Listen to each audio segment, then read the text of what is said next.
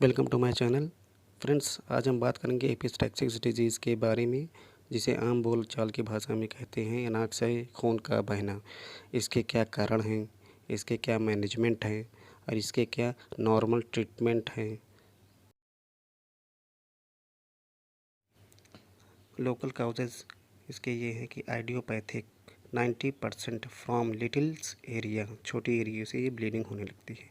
दूसरा है traumatic condition, जैसे कि फॉरेन बॉडी फ्रैक्चर, नज़ल बोन और स्कल्स बेसिस में होता है।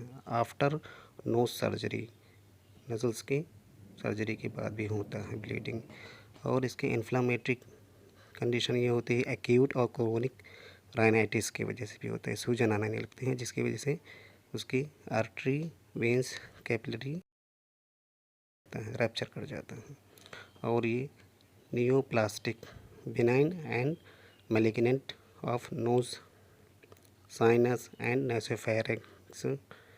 नेसोफेरेंजियल फाइब्रोमा कार्सिनोमा की कंडीशन की वजह से divided nasal septum congestion from angulations की वजह से भी होता है नोज ब्लीडिंग। अब हम बात करेंगे इसके जर्नल काउजेज़ के बारे में। पहला तो है इसका हाइपरटेंशन, बीपी का बढ़ जाना। इसकी वजह से जो छोटी कैपिलरी होती है वो रप्चर कर जाती है जिसकी वजह से ब्लीडिंग होने लगती है। और दूसरा है हाई वेनस प्रेशर, कार्डियक, जैसे कि जिसमें होते हैं कार्डियो एंड पल्मोनरी डिजीज़ में होता है। और तीसरा है ब्लड डिजीज़, जिसे परपूरा है, ल्यूकेमिया है, हीमोफीलिया है।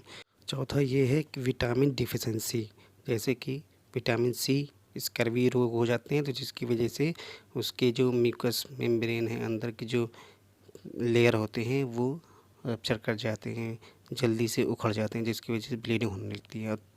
और विटामिन के की कमी से, जैसा कि आपको लीवर डिजीज़ में देखने को मिलता है। ड्रग्स, एंटीकोगुलेंट्स, टैबलेट्स की वजह से भी इस एपिस्टैक्सिस की कंडीशन पैदा हो जाती है। चलिए अब बात करते हैं जनरल ट्रीटमेंट के बारे में। इसमें कंट्रोल, हाइपरटेंशन, बीपी को कंट्रोल करना चाहिए। कोगुलेंट्स टैबलेट जैसे एथेम्पसाइलेस हैं और ट्राइनेक्सा का इस्तेमाल करना चाहिए। साथ में विटामिन के भी देना चाहिए और ब्लड ट्रांसफ्यूज़न करवाना चाहिए अगर सीवियर केस में ब्लड का लॉस हुआ हो तो। और ट्रीटमेंट केस के कंडीशन के हिसाब से ट्रीटमेंट करना चाहिए। इसके कुछ इन्वेस्टिगेशंस हैं, जैसे कि HB, white cell count for leukaemia, platelets for purpura disease के लिए, और ब्लीडिंग कोगुलेशन, ताकि आपका ब्लीडिंग टाइम और क्लॉटिंग टाइम का पता चल जाए कि कितनी देर में आपका ब्लड क्लॉट होता है और कितनी देर तक आपका ब्लड बहता है। चलिए अब हम मैनेजमेंट के बारे में बात कर लेते हैं कि एपिस्टैक्सिस में किस तरह की मैनेजमेंट को हमें अप्लाई करना चाहिए। जैसे एक फर्स्ट है stop of bleeding.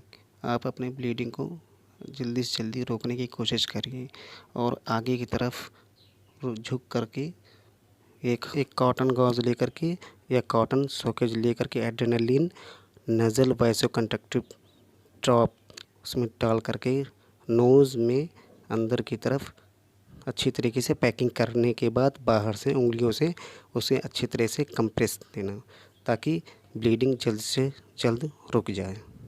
Cold compress भी आप इस्तेमाल कर सकते हैं। इसके लिए बर्फ़ वगैरह, आइस वगैरह का भी इस्तेमाल कर सकते हैं अगर उसके कारण होते हैं रिफ्लेक्स वैसोकंस्ट्रिक्शन। नंबर तीसरा है cautery of bleeding vessels by electric cautery. इसके ज़रिए से नज़ल्स के अंदर जो छोटी छोटी कैपिलरी होती हैं उसको रिपेयर कर दिया जाता है, जो कि इलेक्ट्रिकल कॉटरी हो। और अगर सीवियर कंडीशन होता है तो सर्जिकल ट्रीटमेंट को अप्लाई किया जाता है। जैसा कि आप देख सकते हैं कि ये नज़ल्स कैपिलरी है, जो कि बहुत ही नाजुक और बहुत ही छोटी सूक्ष्म होती है, जो रप्चर आसानी से हो जाता है। इस तरीके से इसमें ब्लीडिंग शुरू हो जाता है।